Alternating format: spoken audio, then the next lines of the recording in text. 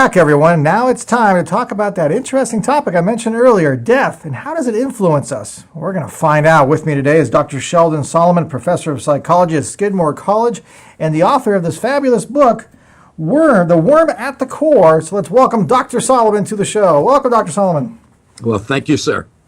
This is a fascinating book. I remember the first time reading it, I thought, when I picked it up the first time, better said, I was going, boy, what is this? I better get myself a comedy show right after to kind of lighten me up. But it turned out to be such a fascinating book, I couldn't put it down. So how did you get started on writing a book about death?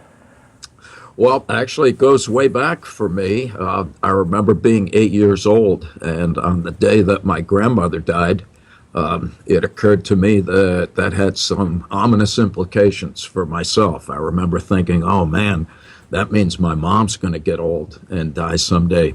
And that means that the same thing's going to happen to me eventually. And so, in retrospect, I think I've been thinking about death on and off ever since it occurred to me that it would happen. And a couple of decades later, I finished my graduate school work, and I ran into a book by a recently deceased cultural anthropologist, Ernest Becker, called The Denial of Death. And Becker won a Pulitzer Prize in 1974 for arguing that one of the, if not the distinguishing characteristic of our species is that, like all living creatures, we want to stay alive. But unlike all living creatures, we're smart enough to know that that's impossible, and that someday we're going to die, and that it could happen at any time that we could never anticipate or control, and that we're essentially animals, no different than lizards or potatoes from a purely biological point of view.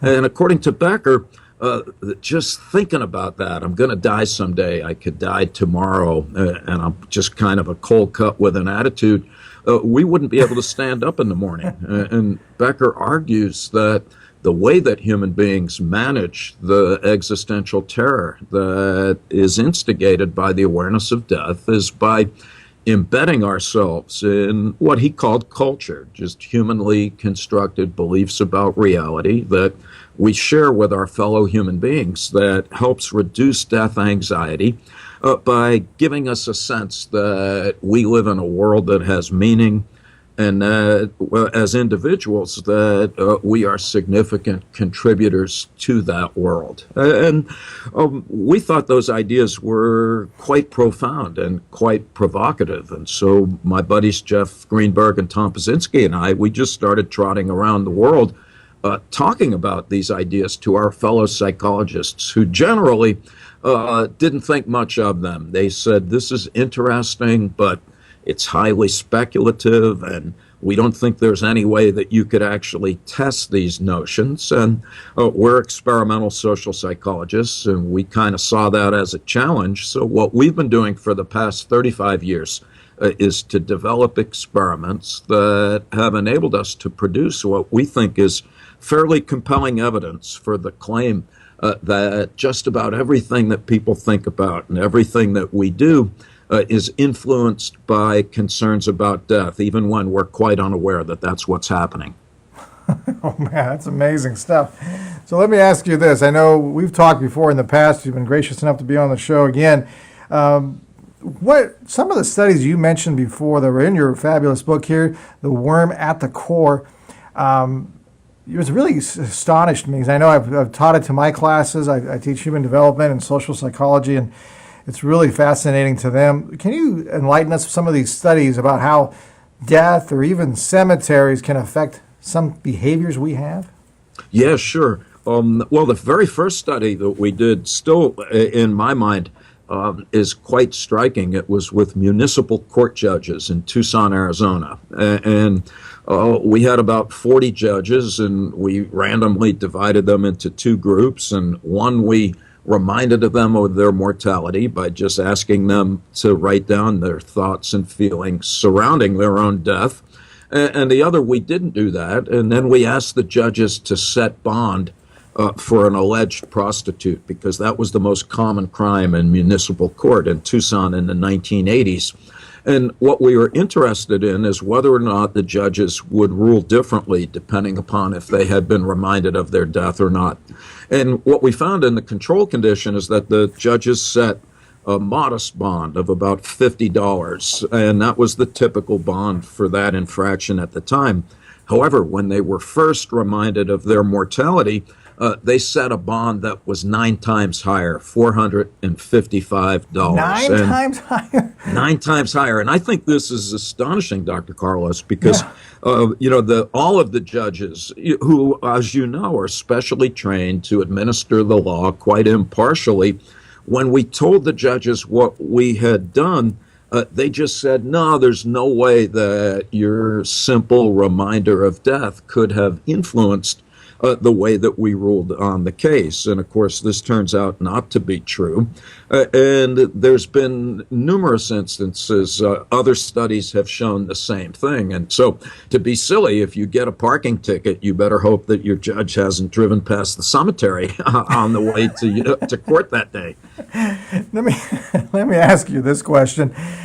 Why do you think that is? Because I know I've discussed this with other professors, and it seemed counterintuitive to us. You would think if you're thinking about your mortality, maybe you'd be more compassionate, but I guess it didn't work that way. Well, no, that's quite true, and that's a good point. What we hypothesized is that what happens is that when you're reminded of death, you try to behave, whether you're aware of it or not, in ways that bolster your cherished cultural beliefs. And so to the extent that prostitution is considered morally reprehensible, well, then one way to bolster confidence in your worldview is to be particularly punitive towards moral transgressors. All right, but it does work the other way, because in other studies, we asked participants after thinking about death or something unpleasant but not fatal, to set a reward for someone who behaved in a heroic fashion. So we showed them a newspaper article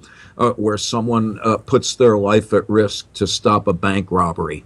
And sure enough, when people were reminded of their mortality, they suggested that that person be rewarded 3 times as much as folks in the control condition. So death thoughts don't just magnify negative reactions, they also amplify positive reactions to people who behave in ways that we consider to be heroic or who share our beliefs about the nature of reality. Fascinating stuff. You're going to have to indulge me here for a second. I'm trying to think. Another intuitive thought I had in regards to death is people maybe become more reckless. And I remember one of my wife's, she likes this movie a lot. It's I can't remember the title of it, but it has Jack Nicholson and Morgan Freeman in it. Oh, yeah. Remember that? Oh, yes, I do. And that one seemed to me, I wondered if you found anything in any of your studies that reflects that personality where they know their death is imminent, so they decided to take a lot more adventures and a lot more risky behaviors. Well, this definitely happens. There's been a variety of studies, some of them done by other researchers, which I think makes the work all the more important. So there's some Israeli researchers who have found that after being reminded of their mortality, Israeli soldiers who get self-esteem from believing that they're excellent drivers, that they drive faster and more recklessly. And skin divers who are reminded of their mortality, if you ask them, well, how long would you stay underwater if your air tanks were running low? And they say that they would stay there much longer. And our explanation for that is that when psychologically speaking, death is on your mind, that we go to great lengths to do anything that would boost either our sense of self-esteem or our sense that we're just not subject to the vagaries of time and space. I think it was Aristotle who said that, there's nothing more exhilarating than when the guy next to you gets hit with the arrow. That's a nice compliment. I'm not even sure how to take that. That's funny. Let me ask you this. The Worm at the Core, fabulous book, a lot of great research. I can't remember off the top of my head right now because I did read it before the last interview. But did you deal anything with regards to the afterlife and religions?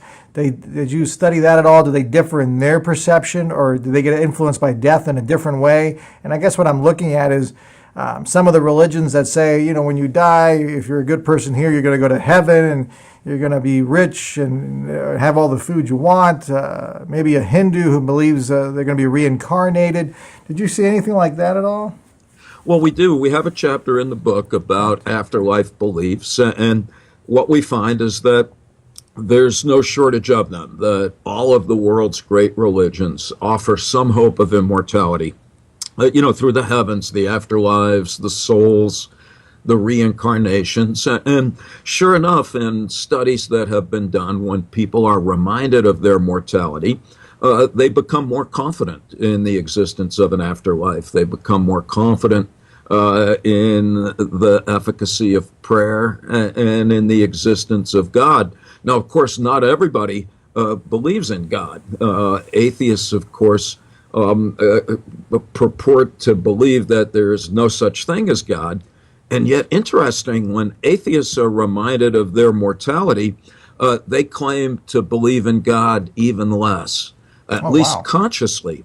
Right? But when you measure unconscious religious beliefs, even atheists become more attracted to supernatural concepts. So the proverbial saying, there's no atheists in foxholes.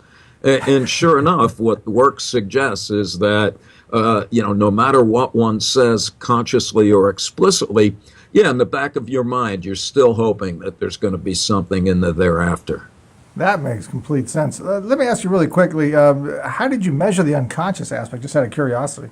Yeah, well, actually, that's a very good question. This is research that other folks have done. A very talented researcher, Jonathan Jong, and his colleagues in New Zealand and now at Oxford. And they use what's called an implicit measure of religiosity.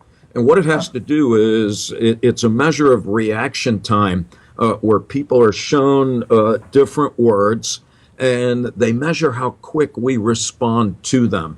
And the argument is that the more rapidly we respond to certain words like God, heaven, soul, and the more rapidly we associate them with first-person pronouns like I and me, that's indicative of an unconscious connection between yourself and those constructs. That's a great question. That's interesting. Really fascinating stuff. We got 2 minutes left, Dr. Solomon. I hate to do that. It's such a fascinating conversation. The author of the book, The Worm at the Core. Before we go away, there's 2 questions I want to ask you here in about two and a half minutes. First question is, what's your main goal? What do you want to get the message across to other people about this and your book? Oh, that's a great question. I guess we had 2 goals when we wrote the book. One is to just point out that concerns about death pervade everything that people do, everything from, what you ate for lunch, how you dress, who you voted for in the last election, who you love and who you hate. And our second goal, and perhaps more importantly, is to just get people to think about an idea that has been around for eons, both in religious as well as philosophical circles. Albert Camus said it very well in his notebooks when he said, "Come to terms with death. Thereafter, anything is possible." And so our hope is that we didn't write a book about death to make people miserable so much as to argue that it's only by coming to terms with one's own mortality that we could get the best out of our lives. That's wonderful. And where can we get more information about you, Dr. Solomon? Is there a website or? Well, no website, but anybody that takes the time to read our book, we'd appreciate it. And anyone who would like to communicate with me directly, Sheldon Solomon in the psychology department at Skidmore College, feel free to get in touch. Excellent. Thank you so much again, Dr. Solomon. We truly appreciate it. It is my pleasure. Thank you for having me. Ladies and gentlemen, Dr. Sheldon Solomon.